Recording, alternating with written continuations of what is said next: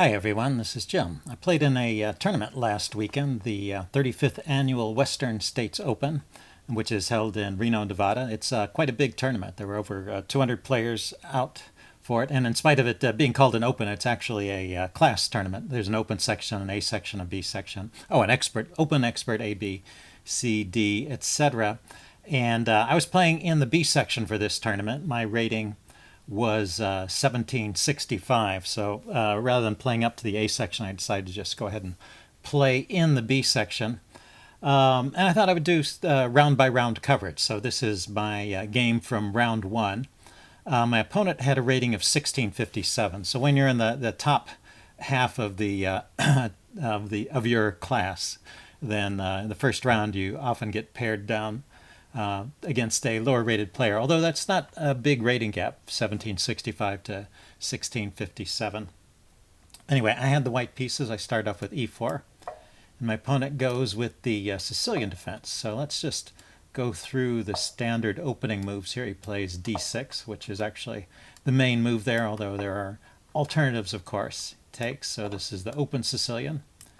Plays knight f6 to harass my e-pawn, and I defend with knight c3, and then he plays a6. So this defines the variation as the Najdorf variation. And there are lots of interesting ways to play the Najdorf. The way I used to play is bishop to g5. This is the maybe the sharpest line, but a little bit out of favor these days. And play would often continue like this: e6, f4, just supporting that bishop, queen b6, attacking the b-pawn over here and putting some pressure on the knight in the center, and then queen d2. And this is known as the poison pawn variation. And queen takes b2 is really the main move there. And I think the position of this is still undecided. Is it really... it's not really a poison pawn. Black can play this way. But the question is, does white have enough compensation for the pawn, or is black better? Anyway, it leads to crazy, complicated positions. So I don't play that way so much anymore. People don't go for the poison pawn in my experience anyway. They usually play something else. The mainline Najdorf is the English attack with bishop to e3. And we kind of transpose into that. And black can play with either e6 or e5. But this is one of the main lines. E5, knight b3, bishop e6, and then f3. And the reason I wanted to put this position on the board is because we actually get this position in the game. I don't actually play this way because after bishop to e3, there's another alternative for black. Well, in addition to e6 as well as e5, there's a funny move, knight to g4. And I've actually this is not supposed to be that great for black, but I haven't had very good luck against it, so I kind of avoid this line. But it goes like this: bishop g5, and black gets to kick the bishop around, and bishop g3, and then bishop g7. You see black has an active position. Maybe his king side is a little bit suspicious here, but anyway, I find this kind of position, I just haven't had good luck with it, so I like to avoid it. So in this position, rather than playing bishop e3, I'd go with f3 immediately, and that just stops the knight from coming to g4, and I don't have to worry about that particular line. And as happened in this game, and as often happens, we transpose into a main line. My opponent chose e5, also e6 is a main move there, but he knocks my knight back, creating a hole here. There's a typical Najdorf hole in the Sicilian, and he goes he goes bishop to e6. Yeah, it's his move now, and I go bishop to e3. And if you look at this position, it's actually identical to the position from the main line. That yeah, you can't tell you can't tell the difference, but I just switched back and forth between the two variations. So we just transposed back into the main line here. So I don't think there's any downside to playing that move f3 first. Haven't found any problem with it yet. And then my opponent goes bishop e7 here. One thing I'm always curious about with the Najdorf is why don't they play d5 here? I mean, I play the classical Sicilian, where my knight would be here and this pawn would be back. And in this position, I often will just push forward with d with d5 and just get rid of that weakness. And it seems like black can do that without suffering any huge penalty. But they almost never do, and it's not the top choice of the database or the chess engine, although it does seem to be playable. But just to look at it, d5, I mean, it's still kind of curious. Why isn't this a good move? E takes d5, knight takes d5. This is a typical continuation. Takes, and then say queen takes. It's one way to continue from here. Queen takes, bishop takes, and then castling queenside. And what can we say about this position? I mean, if you look at the material, it's completely even.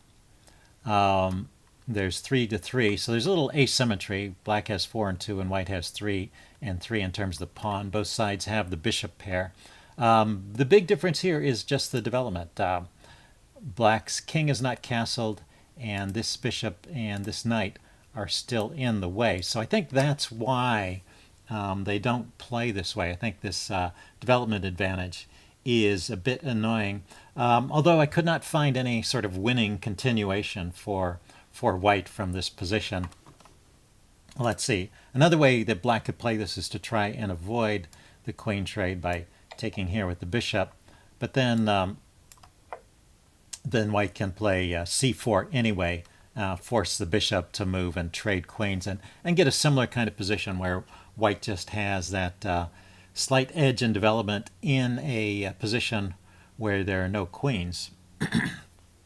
But as far as I can tell, it still seems to be playable for black. It's just that maybe it's not to the taste of players who are playing the Najdorf, and also it's not the best continuation. It seems that just continuing to develop is best for black. So that's what he does here. Let's see, and I play queen d2. I just worry about that. That's why I kind of wanted to go through that. Once again, he could also push e5 here, but knight bd7 was played. Actually, castling was the main line, but this is another case where he castles a move later, and so we actually just transpose into the main line. And there doesn't seem to be any harm done. So I castle, he castles, and this next move is where I diverge from the main line. And now at this point, we're on move 10. Well, it's move 11 now. It's white's turn to move. And this is really past any point where I know the theory exactly. So I'm just improvising at this point. But the theory does continue with the immediate g4, and I think that's a better move than what I played.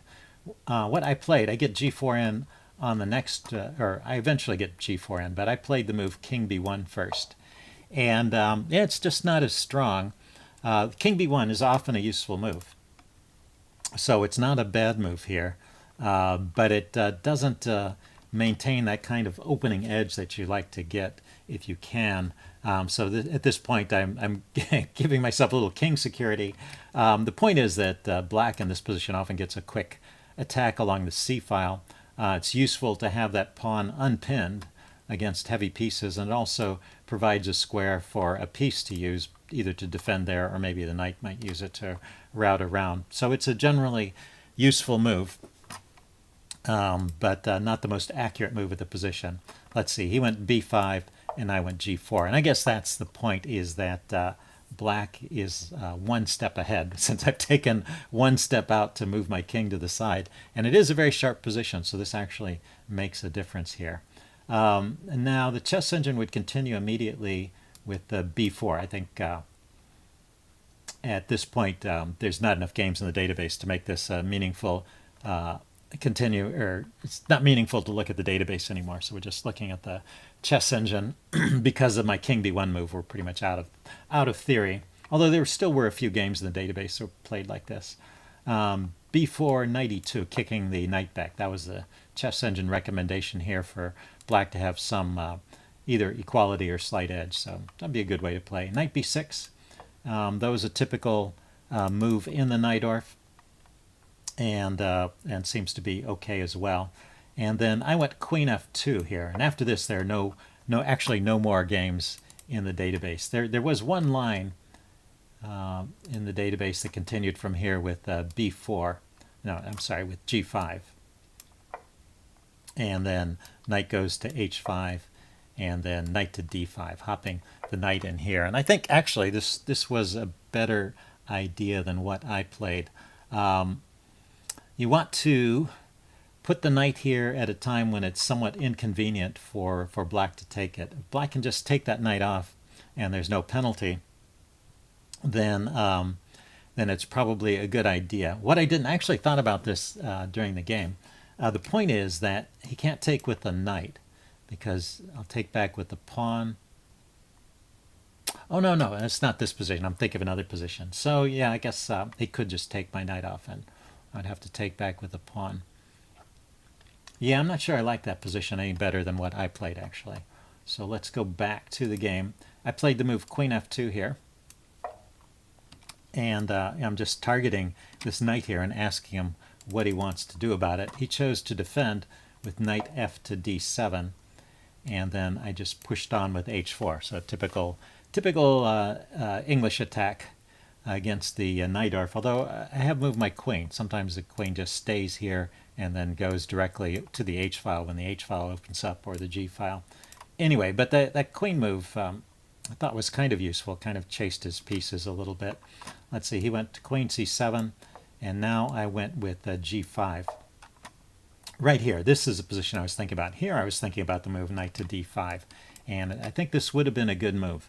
I end up playing it later anyway, but instead of g5, if I play knight to d5 here, this is the position where he can't take with a knight, because I'll take back with the pawn and his bishop is trapped. It's this knight fd7 move has blocked the backwards retreat of the bishop, and then these pawns are preventing it from coming forward. So this would win the bishop pair for me, and in exchange he would have a target. Black would have this pawn as a target, and it's a little bit difficult to defend. I mean, he's already got a pawn on b5, which makes it difficult for me to defend that pawn with the move c4. And he's got the idea of bringing a piece around to attack it this way. So so I wasn't so sure about this position in the game. I looked at it and I just couldn't see going for it. So I tried something else instead. But the chess engine says actually that was a good move. One point about that position is that if we look at the result after that trade, is that the bishop he's left with is stuck behind this pawn chain. So if I can maintain some kind of clamp on this d5 square, then this would be good for me. I just wasn't sure I could maintain it. That was the problem. This bishop is the wrong color, and it's a little tricky to defend with c4, like I said. So in this position, instead of playing knight d5, I pushed on with g5. And now he played the move b4. And so now I'm forced to move, and now this is a position where he can trade it off with a knight, and he does. He takes my knight with his knight. So and he has one square. I was thinking, actually, when he played that I was going to win his bishop, but of course, when I take back with the pawn, that gives him this square for his bishop, and he moves it there. So this is a position, it seems that black is a little better here. So I've made some slight mistakes, and black has been playing top moves. You know, not always necessarily the very best move or the theoretically approved move, but he's been playing good moves each step. He's worked up a decent advantage here, and I think one of the problems is this weak pawn here. But well, I have a few things going for me, and I noticed that I can actually force a trade of this bishop. This bishop still doesn't have any squares to go to. These are all covered, and so I can put a bishop on this diagonal and force a trade, and just leave him with this bad bishop. And also because he's traded off one of the knights, actually this pawn is a little easier for me to defend. So I wasn't feeling so bad. It's just the chess engine evaluation the chess engine thinks black is slightly better here. But yeah, during the game I thought I was doing fine, and I think even now looking at it, it's still an okay position.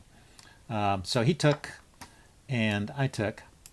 He might have tried retreating the bishop, but actually this line we've played up to this point, we're now on move 19, was actually one line in the opening book. It was not, I think there was only either 0 or 1 games played in this line, but it actually was one of the lines in the opening book. So this next move by my opponent is the first move after the end of the opening book, and it's an interesting move. He plays f5 here, but well, the chess engine doesn't actually approve of f5. It's he has some ideas here of pushing forward with the center and pushing forward in the center and liberating this bishop. So there's some logic to this move, but on the other hand, it does weaken his king side a little bit. So there's a couple other ideas the chess engine has here for black that it prefers. One is just continuing the attack with a5 here, just marching the pawns forward, and the other move is rook f, the f rook to c8. Oddly enough, I'm not sure why. I guess the a rook wants to stay in touch with the a pawn here.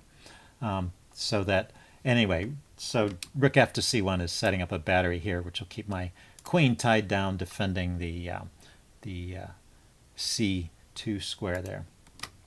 So both of those are probably a little better than this move f5, but this is still okay. Let's see, I take en passant.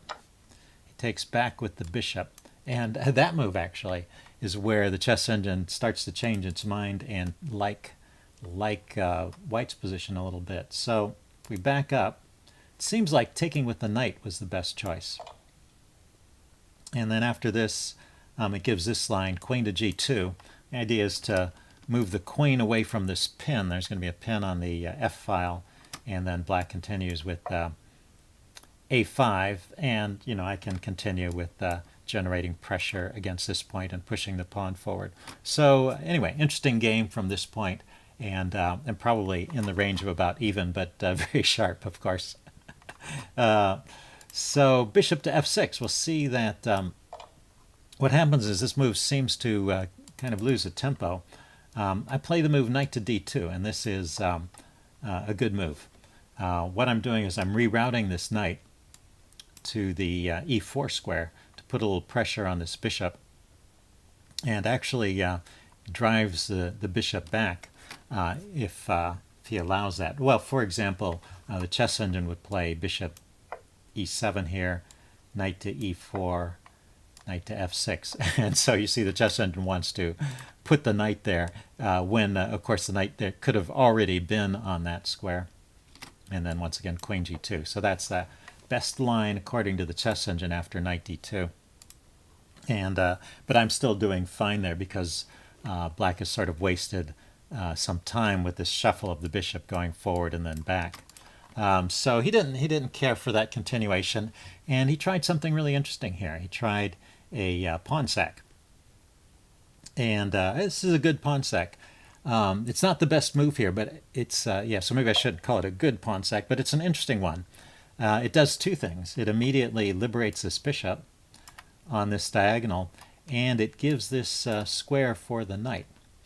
And the knight is going to get to this square with tempo on the rook. So I just, based on those considerations, I think you have to consider e5 as to e4, e5 to e4. This move, you have to consider this as one of the interesting moves in the position. It just turns out to be not worth the. It's just not a the sacrifice. You don't get enough compensation for the sacrifice of the pawn. It just turns out. So I think because this knight is such a strong piece on e4, so that even though black has improved his pieces by sacrificing a pawn, he's also improved my piece. Anyway, he continues with his idea of knight to e5, and I drop my rook back, and then he comes in here with knight to c4, maybe hoping to provoke a trade of this dark squared bishop, and also he's targeting the b2 pawn there. So maybe this was the position he was aiming for when he played that sacrifice, and he thought he would snag that pawn. But there's a couple ways for me to deal with these threats. The chess engine prefers the move knight takes. It comes with check, so knight takes f6 with check, rook takes f6, and then bishop to d4. I gain another tempo hitting the rook. It thinks that's the best continuation. And it leaves me a pawn up, and his attack is just a little too slow. So I think that's what's wrong with this pawn sacrifice. It's just not leading to a fast enough attack. So I blocked the bishop with the immediate bishop to d4. This leads to similar kind of position, but with knights on instead of knight versus bishop, and I'm just a pawn up after this. So bishop takes, and I took with the rook here. I had to take with the rook because this pawn needed defense.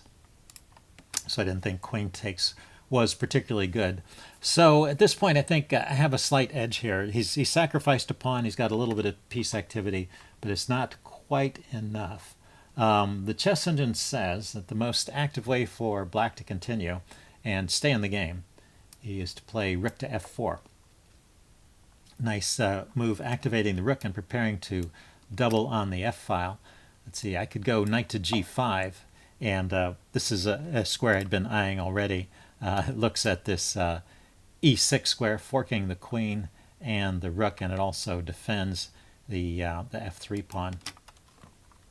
Let's see, so queen b6, pinning my rook and getting away from that potential fork, and then knight to e6 anyway, hitting the rook. You don't want to give the rook time to trade. Don't want to give the rook time to rook's time to double. That's what I meant to say. And then there's this very funny continuation. Rook takes d4, and instead of taking back immediately, queen to g1 with a mate threat first, and then later I guess there'll be an exchange here. Anyway, the line continues, and seems like white's a little better, but black is still in the game and has managed to activate his pieces here. So interesting position. Kind of position I think only a chess engine could love, really. It's a little too crazy. Anyway, my opponent went with a more normal move, a5. But as I was saying earlier, it seems that this is just too slow. So I went with queen e2 with the same idea. I want to unpin this pawn. I want to also put pressure on the knight. He's got to deal with this. And let's see. And he went rook f to c8. And rook f to c8 seems to be a mistake. So he should just move the knight back to e5 and just play on from here. It's often the case, something to keep in mind. It's often the case that when your piece is under attack, if you have a good square to move it to, it's better to move it than to defend it, because it's still, you know, if it's attacked once and defended once, or attacked twice and defended twice, it's still a loose piece, and just one more attacker, you know, may put it in trouble. So it's a potential source of tactics, I guess, is the thing about it. So it's often better to move it rather than to defend it. But anyway, he chose to defend with rook f to c8. And then I played the move knight to g5. And this is the move, like I said, I'd been angling for this move. It has a number of ideas. I was trying to figure out how I could get this move in and this and the queen to this square at the same time, because that would be like a double attack, because I'm threatening over here and I'm threatening the knight, but I couldn't quite arrange it. So this is the sequence I ended up with. But this is still good. Let's see. And in this position, he actually blundered and played rook e8. And then that just gives up the knight. So that's pretty much game over. What was interesting was that during the game, I thought that it was still pretty even at this point, and it wasn't until he blundered and I won a piece that I was really significantly ahead. I mean, I knew I was a pawn up at this point, but it's a long way from being a pawn up to having a won game. But the chess engine thinks this game is won already. So apparently the choices that black made, moving his pieces away from the defense of his king, and lining up for a potential attack on my king, it's just apparently a little too slow. So even here, the chess engine gives the best line as knight e5, after which I would go queen e4, threatening to come in here with the check. If he guards with g6, then I just push on with h5. So you can see that this is a position where I have just a very fast attack. And conveniently, this queen on e4 here is still guarding the c2 square. So his attack is just not hitting as fast as my attack. So actually, at the point in the game where he blundered with this rook e8 move, the chess engine says that black was already lost. Of course, that still had to be played out on the game. But after this, I think it was pretty straightforward. So rook e8. And I did, well, the one point is I can't, well, maybe I could take with the with the rook. Rook takes because it's hitting his queen. Anyway, I chose to take with the queen here. I was thinking during the game that I couldn't actually take with the rook, but I didn't check that out with the engine. Looks like maybe that was playable. So let's just show the rest of the game. He tried to keep it interesting here. He avoided the queen trade. Let's see, and I just kept it simple. I dropped my rook back to keep it from getting from having problems with a weak back rank. Let's see, he went rook a to c8, hitting my queen, and I moved my queen to d3, just defending the c pawn and looking over here. So he played g6, and then I went queen to d4, just offering the queen trade. And at this point, he didn't see a way to avoid it. So he went for the queen trade, and I took back. And then he went with rook to e2. So I think that's what he was going for. He saw he could activate his rook with the queen trade and attack this point on c2. So I defend with rook to c1. He goes rook to b8. Not quite sure what that was about, but I think, yeah, he's kind of running out of ideas. Well, he's going to push the b pawn forward, maybe.